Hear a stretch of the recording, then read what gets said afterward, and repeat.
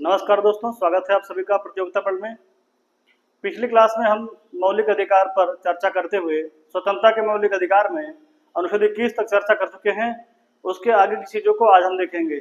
तो चलिए शुरू करते हैं।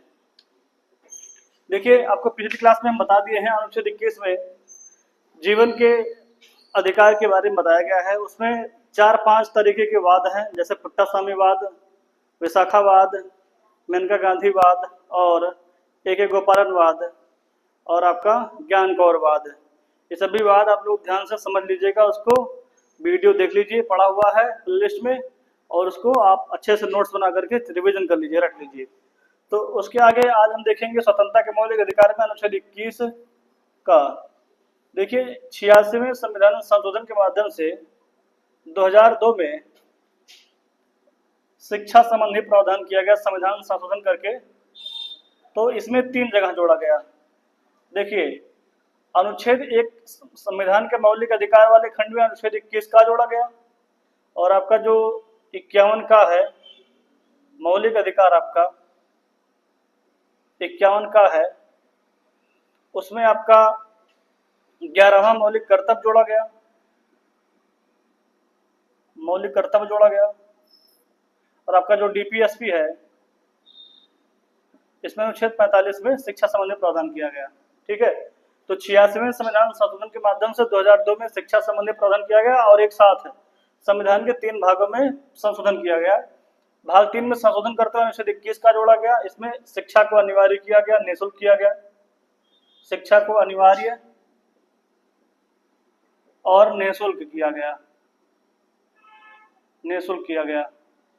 ठीक है, और इसके आगे आपका मौलिक कर्तव्य है। पहले 10 ही मौलिक कर्तव्य होते थे, 11वां मौलिक कर्तव्य रूप में अभिभावकों के लिए निर्देश दिया गया कि अभिभावक या फिर माता पिता, उनकी जैसी भी स्थिति हो, वो अपने बच्चों के लिए शिक्षा का उचित प्रबंध करें। ठीक, और डीपीएसपी में आपके अनुच्छेद 45 में शिक्षा संबंधी चीजें जोड़ी गई, जो कि राज्य को निर्देश दिया गया है। यहाँ राज्य को निर्देश दिया गया है। तो अनुच्छेद 21 का जोड़ा गया 86वें के द्वारा 2002 में, जो कि शिक्षा के मौलिक अधिकार के बारे में बात करता है। उसके बाद देखते हैं अनुच्छेद 22। अनुच्छेद 22 जो है वो कहता है निवारक निरोध कानून। निवारक निरोध कानून। अब देखिए, यहाँ पर 3 खंड है। जो अनुच्छेद 22 का एक है, ये कहता है कि शक के आधार पर, शक के आधार पर पुलिस किसी व्यक्ति को गिरफ्तार कर सकती है,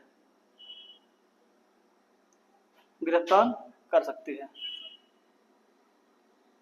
ठीक है, देखिए, अब जो अनुच्छेद 22 है वो पुलिस को शक्ति प्रदान करता है, पुलिस की शक्तियों में बढ़ोतरी करता है। देखिए, यदि पुलिस को ये लगता है कि किसी व्यक्ति के द्वारा अपराध किया जाने वाला है, अर्थात वो कोई व्यक्ति है किसी प्रकार का अपराध करने वाला है, तो उसको अपराध से रोकने के लिए पुलिस रोक सकती है। ठीक है, तो शक के आधार पर किसी व्यक्ति को गिरफ्तार किया जा सकता है, लेकिन कारण बताना पड़ता है। ठीक है, गिरफ्तारी का कारण बताना होगा। ठीक है, कारण बताना पड़ता है। तो ये देखिए, अनुच्छेद 22 हमारा मौलिक अधिकार किस तरीके से है, देता तो शक्ति पुलिस को देता है, लेकिन इससे पुलिस से हमें थोड़ा बचाव भी प्रदान करता है। तो जैसे यदि हमें पुलिस गिरफ्तार करेगी तो कारण बताना पड़ेगा उसको, रीजन कि भाई क्यों गिरफ्तार कर रहे हो। और उसमें भी गिरफ्तारी 2-3 तरीके का होता है। एक होता है आपका जिसमें मजिस्ट्रेट का वारंट चाहिए होता है, और एक होता है बिना वारंट की गिरफ्तारी।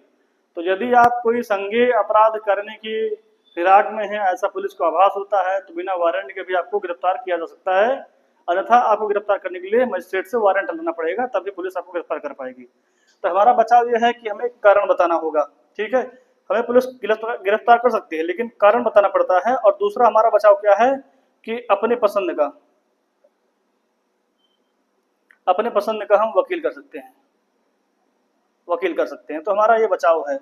फिर इसका 22 का खंड 2 क्या कहता है, 22 का खंड 2 कहता है कि 24 घंटे के अंदर गिरफ्तार किए गए व्यक्ति को, कैदी को या अभियुक्त को मजिस्ट्रेट के समक्ष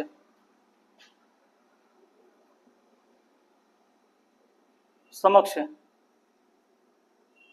पेश करना होता है। ठीक है, तो किसी व्यक्ति को गिरफ्तार करके थाने में 24 घंटे से अधिक नहीं रख सकते हैं, क्योंकि न्यायालय का काम है न्याय करने का। पुलिस का काम केवल कैदी को पकड़ना है, अपराध नियंत्रण है, इत्यादि चीजें, और जनता की सहायता करना है, ना कि पुलिस का काम है न्याय करना। क्योंकि न्याय तो न्यायालय करेगा ना, तो पुलिस कैसे अपने पास रख लेगा 24 घंटे से अधिक।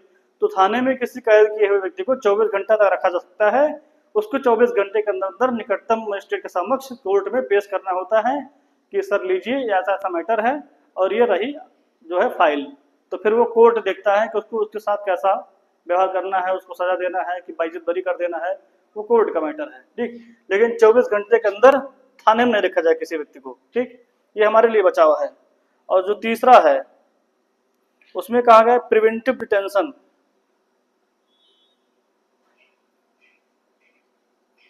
प्रिवेंटिव डिटेंशन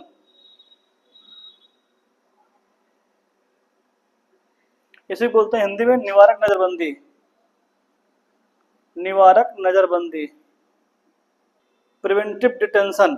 निवारक नजरबंदी एक ऐसी व्यवस्था है जिसके तहत यदि किसी व्यक्ति के ऊपर शंका होती है कि यह व्यक्ति समाज में ऐसे भड़काऊ भाषण देगा, सांप्रदायिकता जिससे बढ़ेगी, जिससे जातिवाद बढ़ेगा, जो राष्ट्रवाद के विरुद्ध कोई भाषण दे रहा है, जिससे ऐसे उस व्यक्ति के द्वारा किया गया ऐसा क्रियाकलाप या उसके द्वारा दिया गया भाषण जिससे समाज में अशांति फैले, देश की एकता अखंडता पर आंच आए, दंगा फैले, फिर ऐसे व्यक्ति को रोकने के लिए उसको गिरफ्तारी किया जाता है।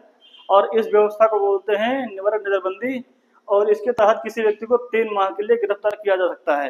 यदि 3 माह से अधिक गिरफ्तार करना है तो फिर एक सलाहकारी बोर्ड स्थापित करना पड़ता है। और यदि सलाहकारी बोर्ड अगर सलाह देता है कि इसको और दिन के लिए गिरफ्तार किया जाए या नजरबंद किया जाए तो फिर नजरबंद की अवधि बढ़ा दी जाती है। अब यहाँ देखिएगा, ध्यान समझिएगा, ये पुलिस को अनुच्छेद 22 का जो 1 है पुलिस को शक्ति प्रदान करता है, लेकिन इसके लिए हमारे पास बचाव भी है। गिरफ्तारी कारण बताना होगा और अपने पसंद का वकील करना होगा, ये हमारे लिए बचाव है। ठीक है, ये हमें संरक्षण देता है। ठीक है, दूसरा कहता है 22 का 2 कहता है 24 घंटे के अंदर हमें मजिस्ट्रेट के समक्ष पहुंचा दोगे। जो भी कैदी व्यक्ति है उसको पहुंचा दिया जाएगा, थाने में नहीं रखा जाएगा, ये हमारे लिए बचाव है। तीसरा जो है प्रिवेंटिव डिटेंशन। अब यहाँ समझिएगा, जो शत्रु देश, जैसे कोई हमारा शत्रु देश है, जैसे कि अब हम मान सकते हैं, ठीक है, पाकिस्तान, क्योंकि हमारा पीओके का मैटर उनसे चल रहा है। हम चाइना को मान सकते हैं, चाइना, पाकिस्तान, जो शत्रु देश है उसका जो नागरिक है उसके नागरिकों को अनुच्छेद 22 का संरक्षण नहीं प्राप्त होता है। इनको बोलते हैं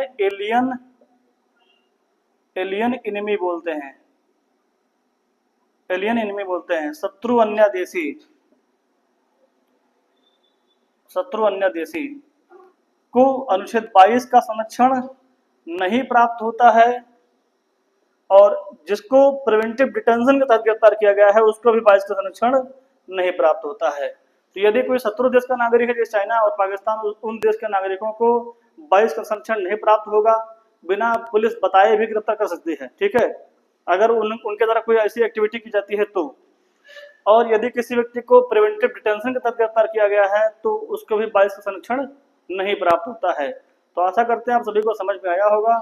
हमारा स्वतंत्रता का मौलिक अधिकार समाप्त हो चुका है। इसके आगे अगली क्लास में हम शोषण के विरुद्ध मौलिक अधिकार पर चर्चा करेंगे। और आप संविधान की प्लेलिस्ट को 1 नंबर से लेकर क्लास 1 से फॉलो करते आइए, आपको बड़ा अच्छा लगेगा। आप देखिए, फिर आपको समझ में चीजें आएंगी। चलिए फिर मिलते हैं, धन्यवाद।